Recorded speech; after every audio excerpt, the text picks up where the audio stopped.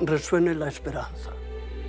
Tenemos que pensar que Dante fue uno de los que dijo que la peregrinación a Santiago es la única peregrinación que el cristiano debe de hacer antes de su muerte. Y en este sentido es en el que Dante pone esa oración tan hermosa en boca de Beatriz.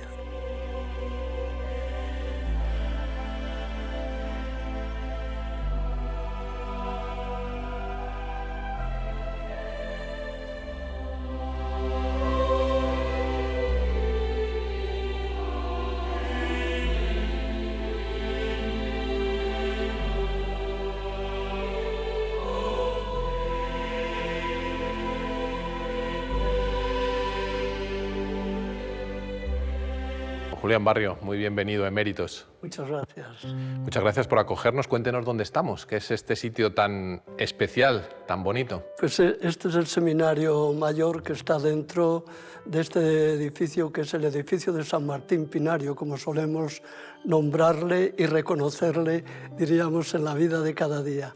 Este edificio parece un arca de Noé, porque bueno, son muchas las instituciones que están dentro de él y por lo que yo sé y me dicen, se encuentra muy a gusto aquí. Identificamos la etapa de Emérito que acaba de estrenar con un final, pero también es un comienzo y tal vez un volver a empezar. No sé qué ha comenzado ahora para don Julián, qué hace que no hacía antes, por ejemplo. Yo creo que en nuestra vida todo punto de llegada siempre es un punto de partida. Uno tiene que agradecer lo que ha vivido y tiene que pedir al Señor que le ayude pues, a reinterpretar, por así decirlo, esta nueva etapa en la que ciertamente me encuentro como emérito. Es un ámbito nuevo, es un tiempo en el que bueno, hay unas posibilidades que antes lógicamente no tenía y que ahora pues, bueno, me permite pues, leer, descansar, hacer un poco de deporte y por supuesto me permite también tener un tiempo más para poder rezar, que ciertamente es justo y necesario. ¿Es usted muy lector? ¿Qué lee habitualmente? Me gusta leer, pues sobre todo, claro, libros de teología y también de historia, y bueno, también me gusta leer la novela. Sí. ¿Y deporte? No me diga que se hace algún tramo del Camino de Santiago todavía. ¿Camina? Bueno, aquí, ahora cuando he estado en el pueblo, hacía 5,5 kilómetros todas las mañanas, o sea que... Y he visto que es algo que va muy bien para no solo la salud física, sino también mental. Vamos a su pueblo. ¿Cómo es su pueblo? Cuéntenoslo. Para alguien que no lo conozca, un pequeño pueblo de la provincia de Zamora. Es un pueblo que actualmente tiene 620 habitantes.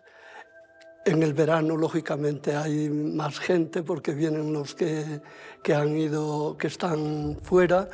Y es un pueblo que tiene, pues, por así decirlo, todo aquello que un poco necesitamos. Tiene la iglesia, por supuesto, tiene la farmacia, tiene el ámbito de la medicina cubierto. Es un pueblo realmente en que ofrece las posibilidades para encontrarse allí a gusto y bueno, yo lo he podido notar y lo he podido vivir en estos 3 meses de verano en los que me he encontrado allí. ¿Por qué sigue volviendo y piensa volver en verano, por ejemplo? Sí, si Dios quiere, un poco, hacía 40 años que no estaba en el pueblo. Iba a lo mejor un día al año o 2, pero estar en el pueblo hacía ya 40 años que no lo hacía. Ahora sí, lo he hecho estos 3 meses de verano y yo espero que también en los sucesivos, si Dios me da vida y salud, podré seguir haciéndolo. Vamos a otro comienzo, al origen de su vocación. ¿Cómo surge? ¿Quiénes fueron instrumentos de Dios para ello en su vida? Pues realmente fue el párroco de mi pueblo, don Álvaro, un hombre que efectivamente el pueblo de Manganeses le debe muchísimo, muchísimo. Era una persona que no solamente se preocupaba de lo pastoral y de lo espiritual, de conducir el rebaño pastoral y espiritualmente. Fue un hombre que tuvo una gran proyección social. Y efectivamente, buena parte de lo que hoy posee Manganeses se le debe a él, porque él trató de negociar, por así decirlo, la propiedad de muchas... de gran parte del terreno que tienen Manganeses, lo trató de negociar con los bancos, con los propietarios y otras personas que poseían la mayor parte del terreno del pueblo, y él consiguió que ese terreno perteneciera, pudiera pasar a pertenecer pues, a los habitantes, a los vecinos de Manganeses. ¿Sus padres cómo eran? ¿Se llevaron mucho susto cuando les plantea la cuestión de la vocación? Mis padres eran unas personas en el ámbito rural, dedicadas a la agricultura, y cuando efectivamente don Álvaro les dijo, mira, creo que el chico debe de ir, así fueron las palabras, el chico debe de ir al seminario. Yo quedé sorprendido también, pero no menos sorprendidos también quedaron mis padres, entre otras cosas también porque no es porque ellos no quisieran, sino porque las posibilidades económicas que teníamos tampoco nos daban para poder, diríamos, disponer de un dinero que me facilitara la presencia en el seminario de Astorga. Pero realmente don Álvaro les dijo, no os preocupéis, de eso ya me encargo yo y ya miraremos a ver la forma cómo podemos solucionar este tema. Y así fue, él realmente pues, gestionó la posibilidad de que yo tuviera unas becas que había en el seminario entonces para los alumnos que posibilidades económicas no tenían. Y bueno, pues así fuimos saliendo, porque después ya también, después de los primeros años, conseguimos pues, unas becas que daba entonces el Estado, el gobierno. Entonces, bueno, pues así fuimos saliendo. En aquel tiempo que muchos identificamos con la posguerra, quizás con una España en blanco y negro, una situación de cierta austeridad, de carestía, ¿se podía ser un niño feliz? Yo lo fui. Yo creo que, y doy gracias a Dios por ello, porque evidentemente tanto en el ámbito de la infancia, junto a mis padres, en el contexto de la familia, y después en el seminario, yo me encontré pues, contento y bueno, pues de alguna manera fui descubriendo también a dónde el Señor me iba llevando y me llamaba, porque inicialmente a mí cuando me dijo el sacerdote que tenía que ir al seminario, pues yo quedé también, como dicen nuestros jóvenes, soy descolocado. El Señor sigue llamando, es evidente, pero ¿qué le está pasando, don Julián, a esta vieja y secularizada Europa? Nos quejamos mucho de que no hay vocaciones, un problema complejo, entiendo, un desafío que no es fácil dar una sola contestación, pero ¿por dónde irían los tiros? ¿Qué nos está pasando? Pues ciertamente, bueno, hay un ámbito que es el invierno demográfico que estamos viviendo. O sea, esa es una realidad. Pero aparte de eso, efectivamente, esta Europa en la que ahora nos encontramos, yo creo que no es que haya despilfarrado la herencia cristiana que ha recibido, pero no la está sabiendo gestionar. Y no la está sabiendo gestionar, a mi modo de ver, esta es mi opinión, porque quizás se ha puesto hincapié de manera especial en el ámbito económico, se han fijado todos los objetivos en ese aspecto y se ha olvidado lo que es la realidad humana y religiosa que evidentemente el hombre de nuestros días también necesita cultivar esos aspectos y prácticamente no les está dando posibilidades. Entonces, hemos iniciado un proceso de secularización que está influyendo, lógicamente, también, no solo en este invierno demográfico, sino en este invierno vocacional que estamos viviendo. Pero, bueno, yo en eso tengo esperanza y efectivamente sé que es el Señor el que llama y lógicamente, pues, de una o de otra manera, iremos dando respuesta, la Iglesia irá dando respuesta a esta situación concreta en la que nos encontramos. Europa, sé tú misma, vuelve a las raíces. ¿Cómo sigue sonando con fuerza este eco, este grito de San Juan Pablo II, ¿no? en Santiago? La verdad es que fue, a mi modo de ver, un discurso profético entrañable, muy pegado a la realidad. Se ve que el Papa conocía perfectamente ya la realidad de esta Europa a la que él se dirigía y sigue teniendo toda vigencia. Después el Papa San Juan Pablo II hablará también de la nueva Europa del Espíritu, que de una o de otra manera pues tenemos que tratar de luchar por conseguir esta realidad. Y yo creo que en buena parte el Camino de Santiago podría y puede colaborar a ir creando esta nueva Europa del Espíritu que ciertamente estamos necesitando. Estamos en Santiago, hay que hablar del camino, no hay más que ver las calles casi en cualquier época del año que uno venga. La gente sigue haciendo el camino, lo hace mucho. No sé si peregrinando también, pero esa sed existe. Yo creo que sí, que también peregrinando. El Camino de Santiago es un ámbito que da posibilidad de encontrarse a uno consigo mismo.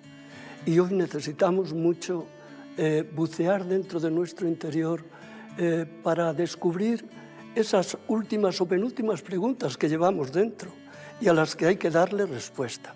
Y yo creo que el Camino de Santiago ofrece este ámbito de encontrarse uno consigo mismo. Pero no solo encontrarse consigo mismo, sino encontrarse con los demás.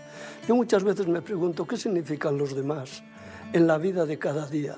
Pues prácticamente junto a nuestro lado pasan cantidad de personas, pero pasan completamente desapercibidas.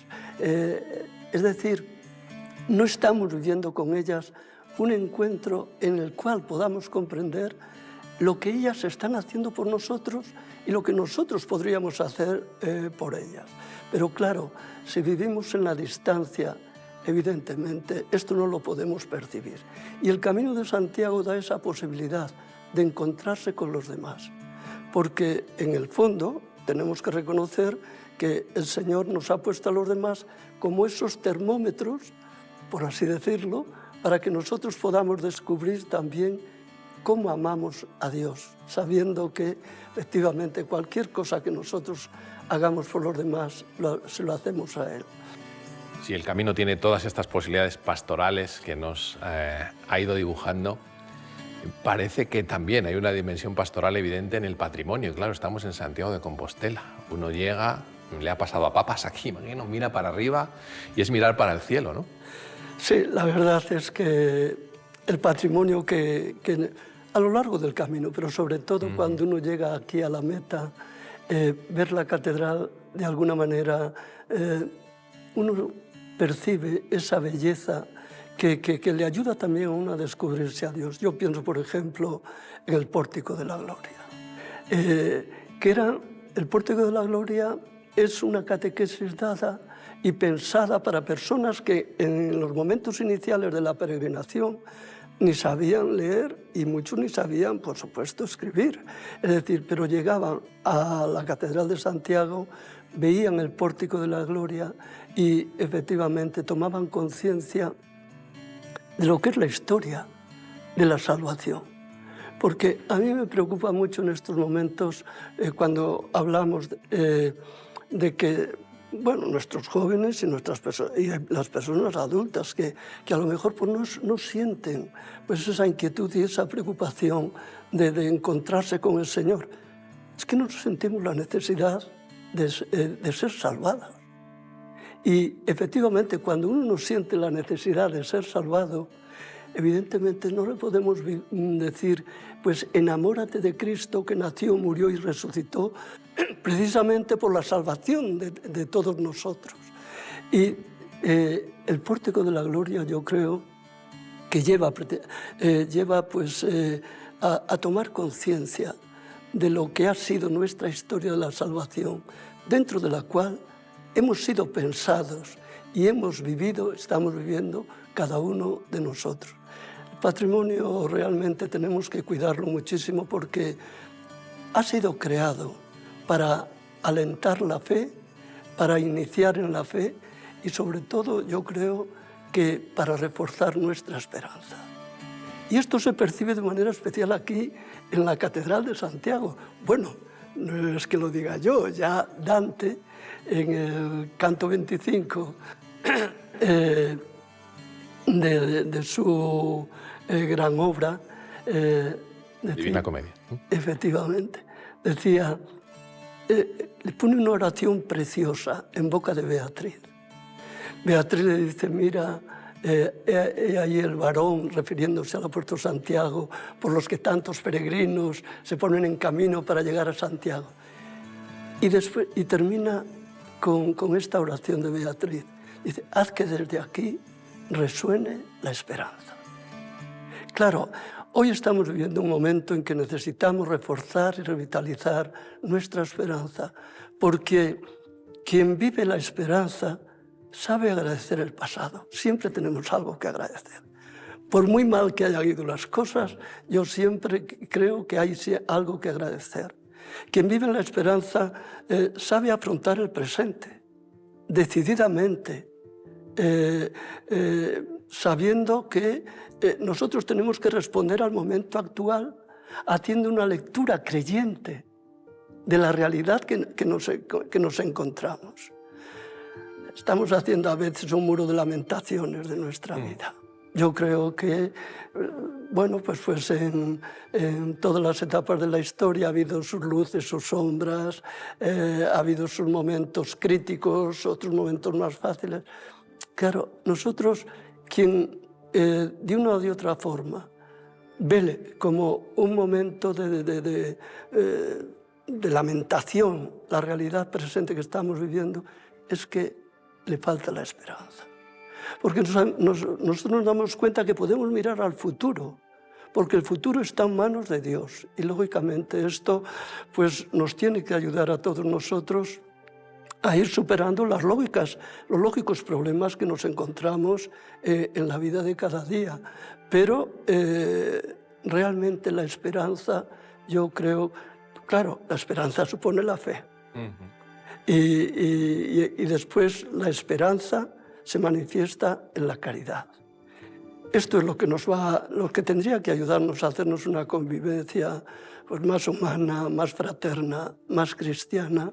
Y efectivamente este es el mensaje que yo creo que tenemos que tratar de hacer captar al peregrino, porque importante es la peregrinación hasta la meta del sepulcro del apóstol, pero no menos importante y más decisiva es la peregrinación posterior, la que se hace, la peregrinación de retorno que se hace a los distintos lugares de donde uno salió y en los que tiene que ser pues, ese testigo de lo que ha visto, de lo que ha vivido, de lo que ha oído y del testimonio y del compromiso que ha asumido. Porque solo así podemos transformar la realidad en la que nosotros nos encontramos y solo así nosotros podemos percibir que sí tenemos futuro, porque el futuro está en manos de Dios. Antes de volver, seguramente, y después de pasar por el Pórtico de la Gloria, esa catequesis, esa invitación a la esperanza, pues haya ido, haya estado en misa del peregrino, se haya fascinado con el altar mayor, con el botafumeiro. ¿Qué es esto? ¿Qué nos dice esto en la Catedral de Santiago? ¿Cómo se lo podemos describir a quien no lo haya visto? Son realidades que de alguna manera nos ayudan a tomar conciencia de dónde venimos, a tomar conciencia de la realidad concreta en la que nos encontramos y también, pues, como antes les decía, a mirar el futuro con esperanza. Claro, el botafumeiro, por ejemplo, el altar mayor, que se ha descubierto ahí ahora, porque antes no lo veíamos, ahora con la restauración de la catedral, que por cierto ha quedado espléndida. Hemos descubierto ahí una angeología, como un tratado de los ángeles, ¿no? que de alguna manera están velando sobre el sepulcro del apóstol. Son realidades todas ellas que nos llevan a tomar conciencia de lo que ha significado pues, la Catedral de Santiago, lo que ha significado la peregrinación y de lo que puede y debe seguir significando, porque esta actitud de búsqueda el hombre no la va a perder. Buscaremos lo que sea, pero realmente tenemos que tomar conciencia de que estamos siempre, que somos el homo viator, el homo peregrinos en búsqueda constante. Y eso pastoralmente es una gran responsabilidad a la hora de acompañar a los peregrinos y de sentirse acompañado también uno por los peregrinos, porque yo creo que es la mejor forma de escucharles y responder a las inquietudes y preguntas que ellos hacen, porque a veces estamos dando respuestas a preguntas que nadie nos hace y nos quejamos de que no nos atiendan. Pues este acompañamiento es la imagen de los discípulos de Maús. Jesús acompañando a los discípulos de Maús. Seguramente se hagan muchas preguntas y muy profundas ante la tumba del apóstol. Estamos ante la tumba, esto es una diócesis apostólica por excelencia, el lugar del apóstol Santiago. ¿Cómo es el apóstol, don Julián, hoy en tiempos recios, que decía Santa Teresa, en tiempos difíciles, ¿no? Pues el apóstol sigue siendo el amigo y el testigo del Señor.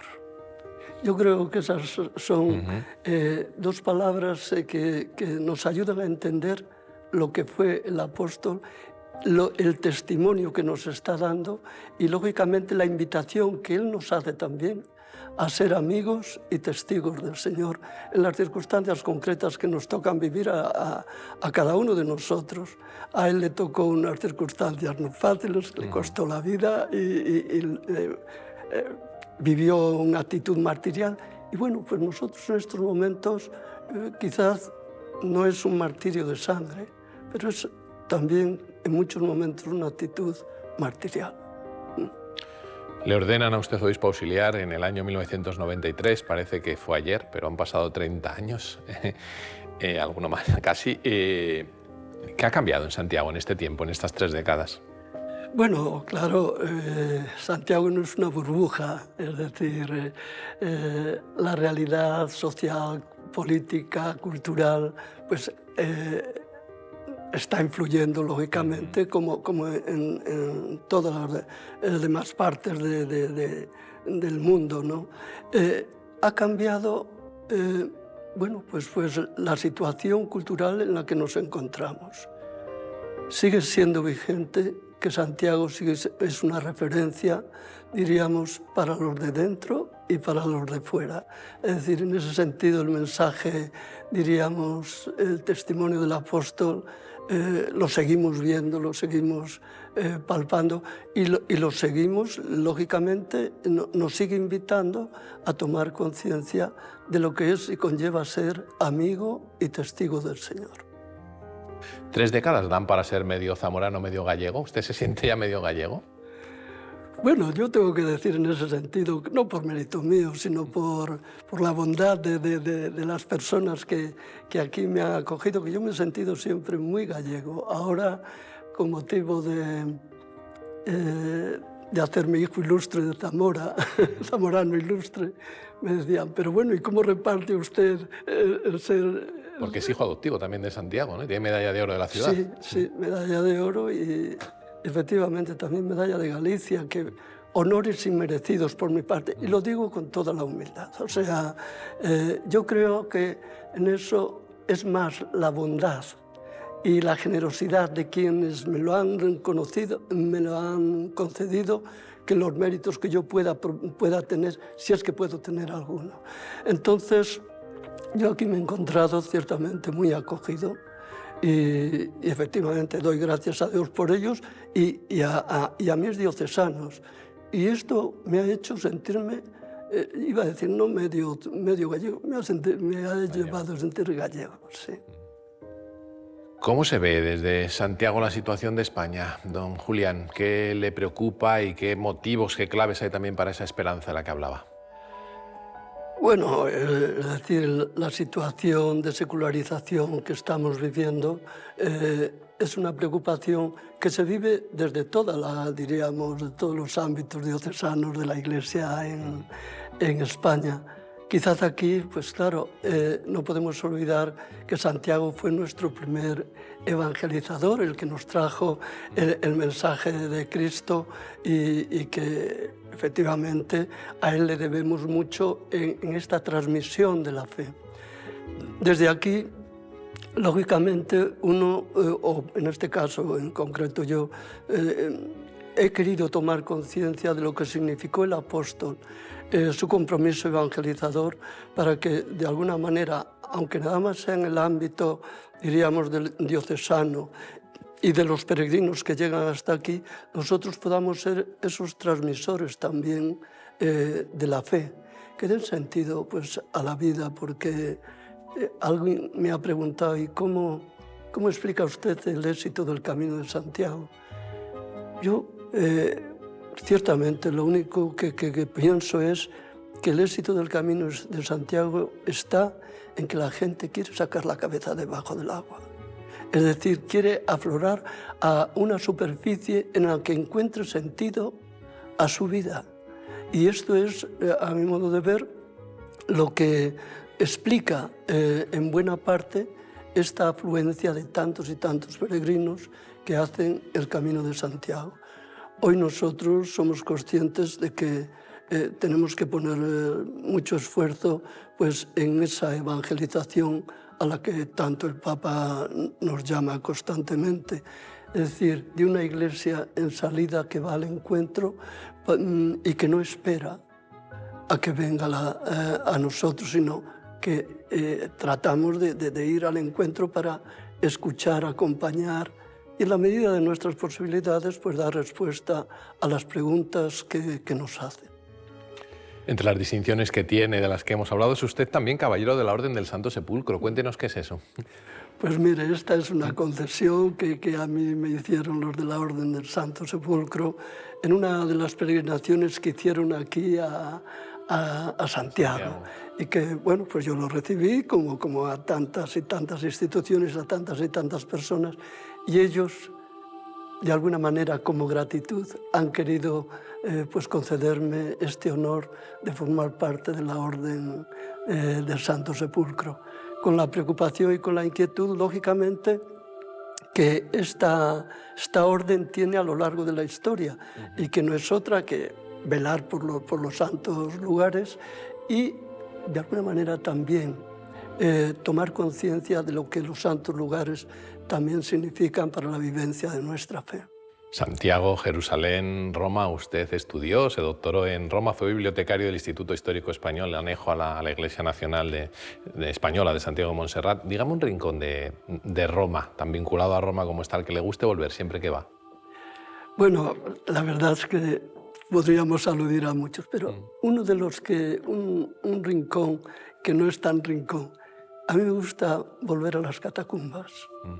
Es algo que, de alguna manera, pues me lleva a tomar conciencia de lo que fue la iglesia de las catacumbas y cómo después esa iglesia de la catacumba surge a la superficie para dar testimonio, pues, evidentemente, en el ámbito social, en el ámbito económico, en el ámbito político, en todos aquellos aspectos con los cuales la persona va tejiendo el tapiz de su vida. Lo de las catacumbas es un testimonio, no tanto, diríamos, porque efectivamente allí se refugiaron muchos cristianos que no tenían posibilidad de vivir su fe en la superficie, por así decirlo. Pero nos anima siempre la esperanza con que ellos vivieron esa situación y lógicamente, pues después el ver el contraste entre una iglesia de catacumba y una iglesia que sale a la superficie. Catacumbas las tenemos en todos los sitios, realmente, y bueno, pero hemos de ser conscientes que efectivamente de la fe tenemos que dar testimonio allí donde el Señor nos coloque. Santiago y Montserrat en Roma. Qué hermoso, don Julián, también que se unieran de alguna forma en aquellos inolvidables días de noviembre del año 2010, Santiago y Barcelona, en la visita express apostólica de Benedicto XVI a España. Supongo que brotan muchos recuerdos, que vienen a la cabeza y al corazón un montón de cosas, y yo les recuerdo aquellos días. Sí, ciertamente ha sido un día para mí, pues lógicamente inolvidable, entrañable.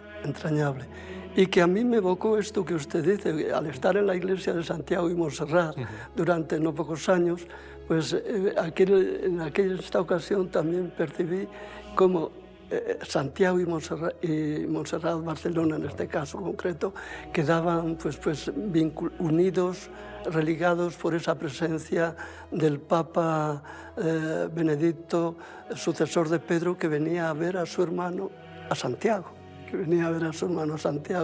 Y después efectivamente pasaba con esa preocupación de ir concretando la iglesia a ver y a bendecir, a consagrar pues, la iglesia de la Sagrada Familia. Realmente el mensaje del Papa en Santiago fue hermosísimo. Es decir, yo creo que lo tendríamos que releer con más frecuencia. Benedicto XVI hace alusión en su homilía en la Plaza del Obradoiro que, bueno, pues el siglo pasado de alguna manera se había olvidado de Dios, había prescindido de Dios, y en este momento él decía que necesitamos volver a Dios, porque volver a Dios es siempre volver al hombre. Y no podemos dar culto a Dios si no velamos también por el hombre. Fue un mensaje y una clave hermosísima para interpretar pues lo que tiene que ser nuestro compromiso cristiano y para interpretar también la realidad de nuestra existencia. A mí me dio una gran alegría estar cerca del Papa Benedicto XVI porque lo vi como una figura entrañable.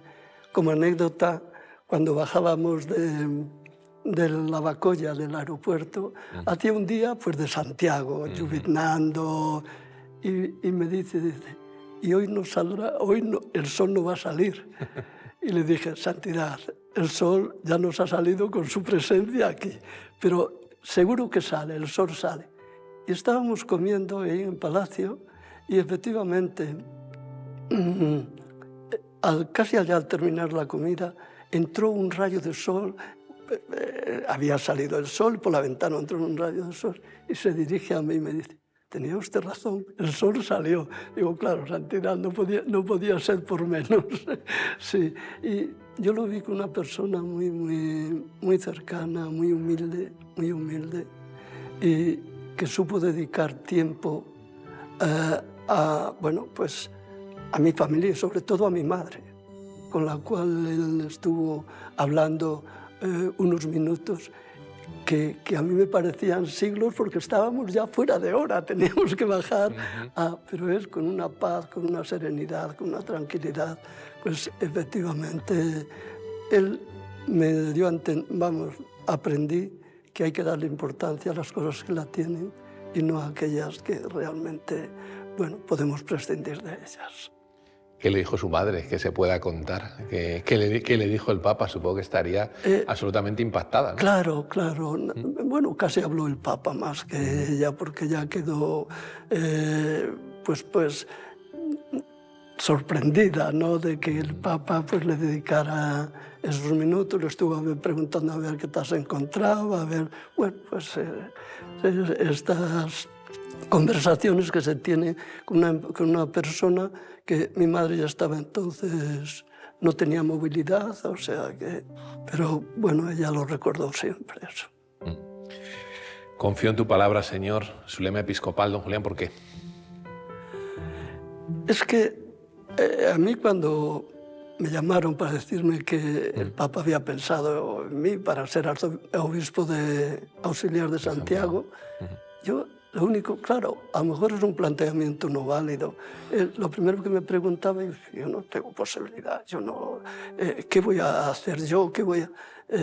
Claro, no me daba cuenta de que efectivamente Dios nos da en gracia aquello que nos pide siempre como misión. Y fue la razón un poco de elegir yo este lema. Es decir, en tu palabra, porque es que en otra cosa, ¿en qué me puedo yo basar? No me podía basar y fundamentar en otras cosas, sino en la palabra del Señor. Y fue por lo que, efectivamente, este lema ha sido como ¿no?